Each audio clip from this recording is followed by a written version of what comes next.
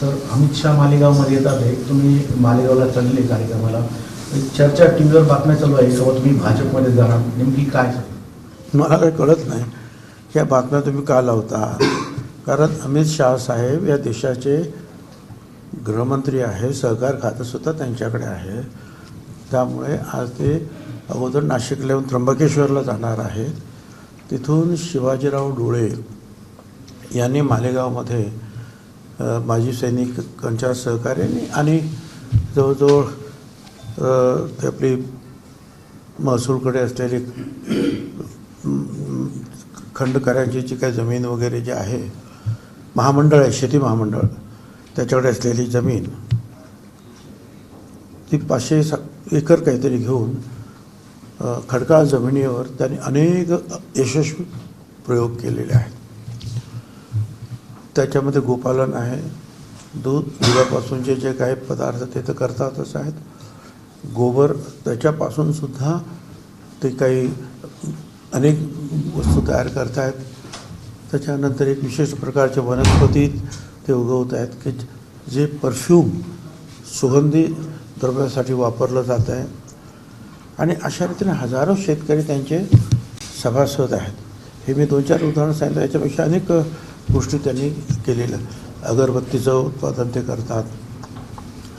तर हे सगळं जे आहे याची नोंद देशाचे प्रधानमंत्री मोदी साहेबांनी आपल्या मन की बातमध्ये सुद्धा याची नोंद घेतली आणि त्याच्यावर भाष्य केलं आहे.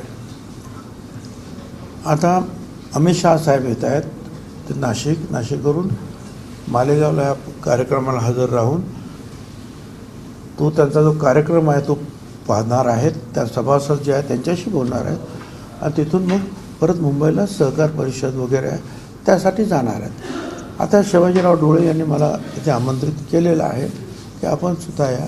मला सुद्धा ते बघायचं त्यांचं काम काय, आणि म्हणून मी जातो आहे. जर तिथे आता आणखी राजकारणाची काही चर्चा होणार आहे का, काही करणार का? त्यामुळे अशा काही बातम्या ज्या येत आहेत त्याच्यामध्ये फार काय तथ्य आहे किंवा किंबहुना तथ्य नाहीच असं मला म्हणायचं आहे. साहेब, पण एकूणच राष्ट्रवादी काँग्रेसचे कुठले महत्त्वाचे नेते तिथे जाते, आपण एकमेव आहात, त्यामुळे ह्या चर्चेला उधाण आलेलं आहे. मग काय लोक इथे नाही आले तर ते मुंबईला येतील ना. हो. सहकार परिषदेमध्ये येतील ते. कारण सहकार मंत्री जे आहेत ते राष्ट्रवादीकडेच आहे, ते येतील. आणखीनही काही नेते मंडळी येतील, अनेक सहकारातले. सगळ्याच ठिकाणी सगळे जाणार नाहीत.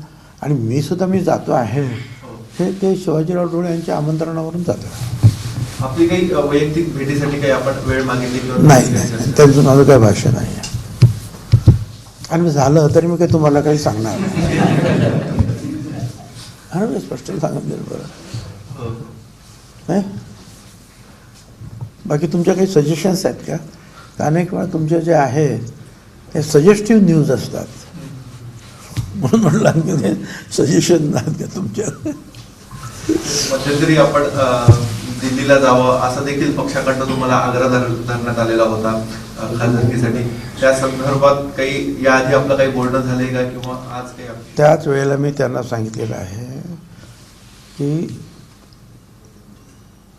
येवला लासलगाव मतदारसंघातील जनतेनं अतिशय अटीतटीच्या लढाईमध्ये फार विरोधी परिस्थिती असताना सुद्धा तरीसुद्धा 30,000 मताचं मताधिक्य देऊन मला त्यांनी निवडून दिलेलं आहे. याच्यामध्ये काही लोक जे आले शेवटच्या 1-2 दिवसामध्ये, त्याच्यामुळे गावागावामध्ये सुद्धा 2 पार्ट्या तयार झाल्या, फळ्या तयार झाल्या, वादविवाद झाले. आता अशा परिस्थितीमध्ये मी या सगळ्यांना सोडून दिल्ली काय कुठे जाऊ शकत नाही, इच्छित नाही, ते योग्य होणार नाही. त्यामुळे मी त्यांना सांगितलेलं आहे की मला ताबडतोब असं काही पाऊल उचलता येणार नाही. आणि तुम्हीच सांगितलं होतं की तुमची राज्यामध्ये गरज आहे म्हणून तुम्ही उभं राहिलं पाहिजे. त्यावेळेला राज्यसभेवर आता जाऊ नका, तुम्ही आणि त्यावेळेला त्यांनी ते सुनेत्राताई पवार आणि नितीन पाटील यांना पाठवलं. त्यावेळेला मी सांगितलं होतं दोन्ही वेळा की माझी जाण्याची इच्छा आहे. त्यावेळेस सांगितलं होतं त्यांनी की तुमच्या राज्यात गरज आहे आणि तुम्ही लढलात तर पक्षाला थोडं आणखी बळकटी येईल, फायदा होईल. त्याप्रमाणे लढलो. निवडून पण मला आमच्या ह्या जनतेने दिलं. आणि त्या ऐन वेळेला आता जर तुम्ही कोणी सांगत असाल की आता परत इथे राजीनामा द्या आणि तिकडे जा, तर ते मला शक्य होणार नाही हे मी त्यांना सांगितलेलं. उपमुख्यमंत्री एकनाथ शिंदे आज संपूर्ण दिवस अमित शहा यांच्यासोबत आहेत. राज्यामध्ये ऑपरेशन धनुष्यबाण होऊ घालतंय अशी चर्चा आहे. ठाकरे गटाचे काही खासदार हे शिंदे गटामध्ये जातील. त्या पार्श्वभूमीवर देखील या दौऱ्याला महत्त्व असं बोललं जात आहे. मला काही त्याची कल्पना नाही, पण हे जे काय तुम्ही सांगताय हे मी मीडियातून किंवा प्रिंट मीडियामधून सुद्धा हे वाचतो आहे की कोण इकडे येणार आहे, कोण तिकडे जाणार आहे. मग ठीक आहे, आता शेवटी पुढे काय होणार आहे नक्की तर मलाही माहिती नाही. मी काय कोणाशी चर्चा केलेली नाही. आणि अशा प्रकारच्या चर्चा ज्या आहेत ह्या अशा कार्यक्रमामध्ये शिंदेसाहेब पण करणार नाही, उपमुख्यमंत्री, आणि मग अमित शहासाहेब पण करणार नाही.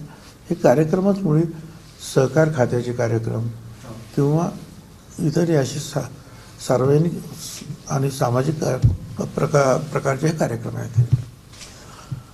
चर्चा करायची त्यांना अनेक जागा आहेत ना चर्चा करायला.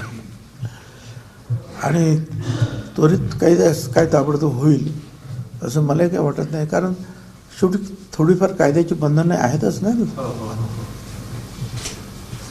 मुख्यमंत्री दावोसला होते. मोठ्या प्रमाणामध्ये गुंतवणूक झालेली आहे महाराष्ट्रामध्ये. मात्र त्याच्यावर देखील टीका केली जाते की राज्यातल्याच काही कंपन्या आहेत त्यांचे कार्यालय तिकडे आहेत आणि तिथे जाऊन चर्चा केली तर राज्यात एक म्हणजे असं की 15.5 लाख कोटीची जर गुंतवणूक ही पहिल्यांदाच या डावोसमधल्या मुख्यमंत्र्याची जो काही काम आहे त्याची फलश्रुती आहे. एवढ्या मोठ्या प्रमाणावर गुंतवणूक येणं. आता ती भारतातून आली काय, परदेशातून आली काय. अर्थात आज मुख्यमंत्र्यांनी सांगितलं की याच्यामध्ये परदेशी गुंतवणूकदारसुद्धा मोठ्या प्रमाणामध्ये आहेत. आणि तुम्ही जे म्हणता आंतरदेशीय तर हे टाटा आहे किंवा इतर जे काही भारतातल्या कंपन्या ह्या इंटरनॅशनल कंपन्या आहेत काय. त्या फक्त आपल्या इथे येतात असं नाही, ते दुसऱ्या देशातसुद्धा उपक्रम सुरू करतात. वेगवेगळ्या देशामध्ये ते जात असतात. अनेक देशांमध्ये त्यांचे कार्यालय आहेत, त्यांचे उपक्रम आहेत. तर म्हणून तिथे ते आल्यानंतर त्यांनी कदाचित इतर देशांनासुद्धा काही कार्यक्रम दिले असतील, उपक्रम सुरू करण्याच्या संदर्भात MOU झाले असतील. त्याचबरोबर आपल्या महाराष्ट्राबरोबरसुद्धा त्यांनी मोठ्या प्रमाणावर MOU केले. शेवटी काय कुठून का होईना परंतु मोठ्या प्रमाणावर गुंतवणूक येते आहे. त्याच्यामुळे रोजगार वाढेल. जे आमचे तरुण युवक युवती आहेत त्यांच्या हाताला काम मिळेल आणि राज्याची क्रयशक्तीसुद्धा वाढेल. हे सगळ्यात महत्त्वाचं अंतिम ध्येय आहे. आणि त्या ध्येयावर एक काही चांगली पावलं या डावोसमध्ये टाकली गेलेली आहे. ती फलश्रुती चांगली आहे. त्याची मला असं वाटतं की त्याबद्दल मुख्यमंत्र्याचं अभिनंदन करायला काही हरकत नाही. शेवटचा प्रश्न, बाळासाहेब ठाकरेंना भारतरत्न पुरस्कार द्यावा अशी मागणी ठाकरे गटाकडनं होते. कालच बाळासाहेबांची जयंती होती. द्यायला हरकत नाही. आता अनेकांना त्यांनी दिलेले आहे काय. आणि निश्चितपणे बाळासाहेब ठाकरेंनी सुद्धा एक नवीन पक्षाला जन्म घातला. त्यातून अनेक कार्यकर्ते तयार केलेच. परंतु मुंबई महानगरपालिका असेल किंवा 95 ते 2000 महाराष्ट्रामधलं सरकार असेल त्यांच्या या नवीन पक्षाने हस्तगत केलं आहे. तिथपर्यंत त्यांनी यश मिळवलेलं आहे. एवढंच नाही तर देशाच्या राजकारणामध्ये सुद्धा त्यांनी आपल्या लोकांना पाठवलं आणि तिथेसुद्धा ते मंत्री झाले. त्याचबरोबर लोकसभेचे अध्यक्षसुद्धा झाले. बाळासाहेब ठाकरेंनी जे आहे व्यंगचित्रकार म्हणून सुद्धा ते फार प्रसिद्ध होते. म्हणजे जर ते राजकारणात आले नसते तर करोडो रुपये फक्त व्यंगचित्रावर त्यांना मिळाले असते. आंतरदेशीय ख्यातीचे व्यंगचित्रकार होते ते, असे साधेसुधे नव्हते. त्यांचं लिखाण मोठं आहे, त्यांचे विचार वेगळे आहेत. आणि खरं सांगायचं तर हिंदुत्वाचा पहिला एल्गार जो आहे हा बाळासाहेब ठाकरेंनी केला. ज्या वेळेला